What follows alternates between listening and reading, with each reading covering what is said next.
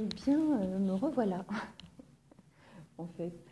Euh, je vous retrouve parce que, d'abord parce que aujourd'hui j'ai l'opportunité de vous retrouver plusieurs fois, donc pourquoi s'en priver?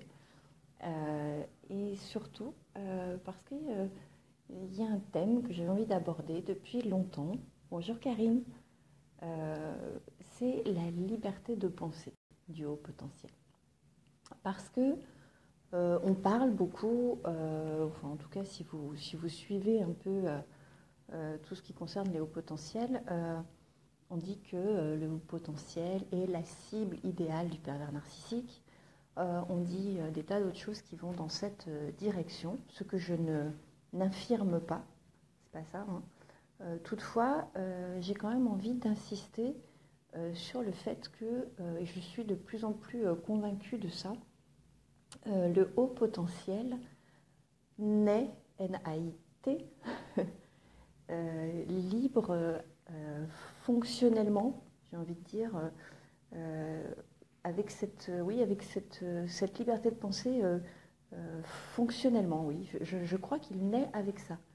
Et c'est ce qui fait de lui, lorsqu'il est enfant, tout petit, donc, un enfant qui ne se contente pas d'acquiescer lorsqu'on lui dit des choses, qui ne croit pas forcément sur parole ce qu'on lui dit, de moins en moins d'ailleurs au fil des années qui passent.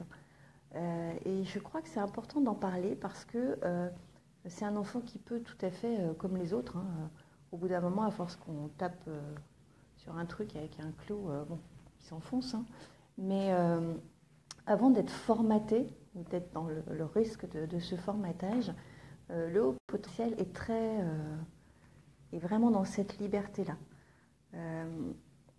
Bien souvent, l'enfant, l'adolescent, même l'adulte, hein, aurait tendance quand même à croire assez volontiers finalement à ce qu'on lui dit. Et je ne suis pas convaincue que ça fonctionne avec le haut potentiel. Alors il y a une raison à cela. Oui, Neige, mon chat, un de mes chats. Je crois en fait que, étant donné que le haut potentiel a cette intuition, cette capacité à dire, sans forcément pouvoir l'expliquer, hein, toujours, on en a déjà parlé, s'il sent une personne, s'il ne la sent pas, s'il ressent une situation, s'il ne la ressent pas. Je crois que cette capacité-là fait du haut potentiel quelqu'un qui va du coup chercher peut-être plus loin dans ses réflexions sur des choses qu'on peut lui dire. Voilà, qui ne va pas gober tout cru ce qu'on lui propose. Et ça, c'est très important. Et pourquoi je voulais vous en parler aujourd'hui? Parce que ce matin, j'ai parlé des enfants en particulier, notamment avec les figures d'autorité. Et je crois que c'est important de leur apprendre qu'ils ont cette liberté de penser. C'est pas pour leur enseigner à devenir des rebelles professionnels. Neige. Bon. C'est pas pour leur enseigner à devenir des rebelles professionnels. C'est davantage pour nourrir ce désir d'être soi, totalement soi, de ne pas valider absolument les propos qu'on nous sert, qui que ce soit, hein, c'est pas politique, hein, de ne pas valider les propos qu'on nous sert, que ce soit nos parents, que ce soit nos enseignants, que ce soit nos camarades, que ce soit, voilà, que ce soit les livres, voilà. Apprendre, découvrir et se faire une idée par soi-même. Et je crois que de toutes les façons, c'est la seule façon pour un haut potentiel d'arriver à être heureux. C'est vrai, oui. Oui, Karine, tu constates qu'il il valide pas forcément absolument, quoi. Oui, oui. Mais c'est bien en même temps. C'est assez perturbant pour les parents parce que on a plutôt l'habitude de voir des enfants, on leur dit un truc, bah, c'est validé et puis c'est tout parce que c'est le parent qui l'a dit et c'est comme ça et voilà, bon. Mais effectivement, les enfants au potentiel vont pas forcément vous croire comme ça sur parole. Ils vont avoir besoin que vous argumentiez un petit peu plus que ça, et pourquoi, et comment, et est-ce que tu es sûr, et machin, voilà. Et le truc, c'est que c'est pas un truc qui s'arrange avec l'âge, hein, en général. Donc, à l'âge adulte, on va être confronté aux mêmes situations. C'est pas parce que quelqu'un nous dit quelque chose qu'on le croit sur parole. Ça ne veut pas dire qu'on remet tout en question. Ça ne veut pas dire que quand on a en face de nous quelqu'un qui nous parle, on dit ouais. C'est pas ça, hein. On n'est pas des psychopathes de la vérité et du mensonge.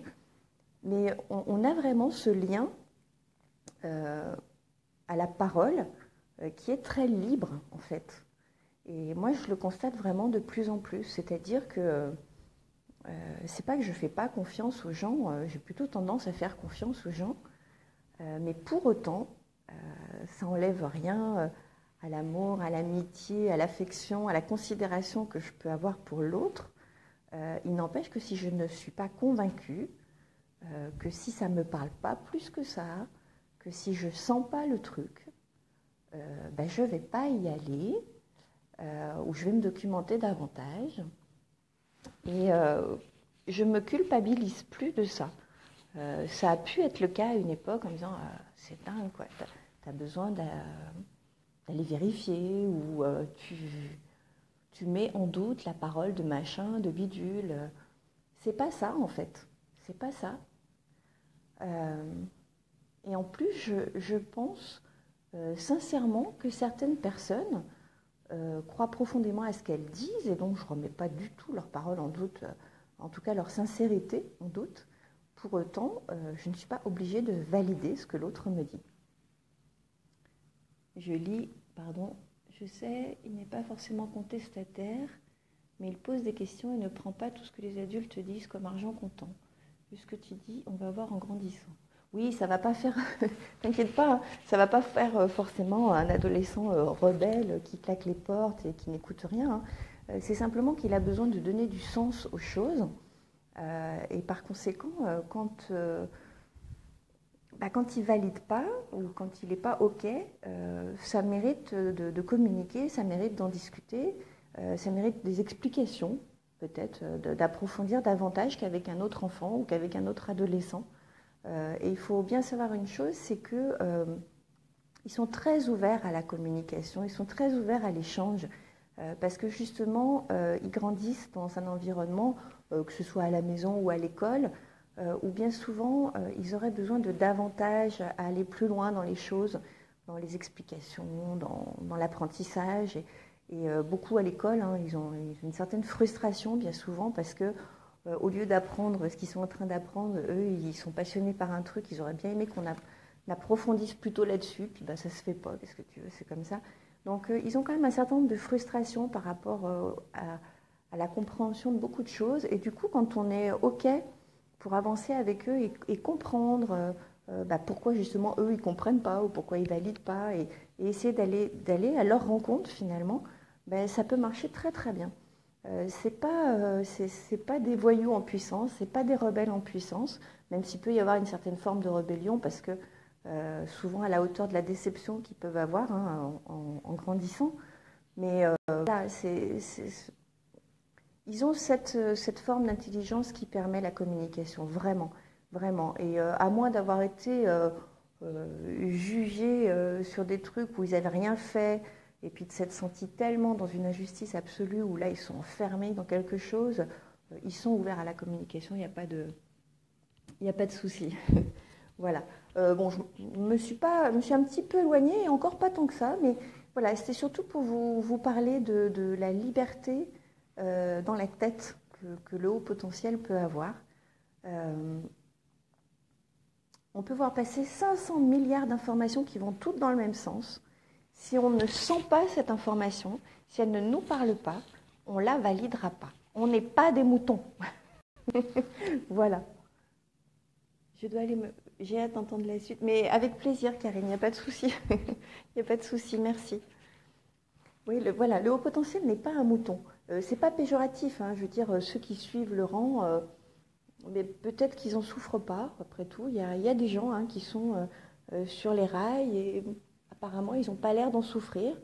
Donc peut-être que c'est possible de ne pas souffrir en étant sur les rails, mais pour un haut potentiel, je ne connais pas qui ne souffre pas en étant sur les rails. Donc voilà, ils ne sont pas des moutons. Clairement, dès la naissance, il n'y a rien à faire, c'est comme ça. Et au début, on a le sentiment que ça va être très compliqué toute notre vie à cause de ça, entre autres. Et on finit par s'apercevoir à l'âge adulte, quand on a bien travaillé là-dessus, moi je peux en témoigner, que c'est au contraire un sacré cadeau que la nature nous a fait, un parmi d'autres, parce on a eu finalement beaucoup de cadeaux qui nous ont bien fait patauger pendant quelques temps, voire beaucoup, beaucoup de temps. Mais en réalité, c'est des beaux cadeaux que la nature nous a faits. Parce qu'on a cette possibilité voilà, d'avoir une ouverture d'esprit extrêmement grande. On a la possibilité d'aller loin dans les apprentissages, dans les conversations, dans les recherches. On peut aller à la découverte de soi, on peut aller à la découverte de l'autre, on peut aller à la découverte du monde. On peut être en capacité à reconnaître qu'on s'est trompé. Et on peut avancer avec autre chose, du coup, derrière. Et ça, c'est extrêmement important. Et moi, j'aime cette sincérité du haut potentiel, même si elle est parfois maladroite, hein, on ne va pas se mentir. Mais j'aime ça. Et quand je rencontre des personnes qui viennent en me disant qu'elles arrivent avec toutes leurs tares, leurs valises de tares, eh bien je leur dis que dans ces valises, il n'y a pas que des tares, et probablement même que si on analyse bien tout ça ensemble, avec bienveillance, on va se rendre compte qu'en réalité, des tares, il n'y en a pas. Il y a juste des outils dont on ne sait pas se servir, des petits trucs dans la valise qu'on n'a pas compris réellement comment s'en servir pour que ce soit autre chose que des tares, que bien souvent, c'est plutôt des cadeaux, justement. C'est plutôt des vrais cadeaux que la nature nous a donnés. Et dès l'instant où on apprend à s'en servir, on se rend compte que c'est drôlement bien. Voilà. Oh, Virginie Ça me fait trop plaisir. Ça me fait trop plaisir. C'est ma petite cousine, voilà, donc c'est comme ça. Elle est très grande hein, en réalité, mais c'est ma petite cousine, c'est comme ça. Voilà. Bah écoutez, j'ai fait le tour de ce que je voulais vous dire. Je vous remercie. Peut-être qu'on va se revoir parce que du coup, comme aujourd'hui, c'est assez calme finalement dans cette maison, je pense qu'il est possible qu'on se revoie avant ce soir. Je vous embrasse et bah, peut-être à tout à l'heure ou à demain.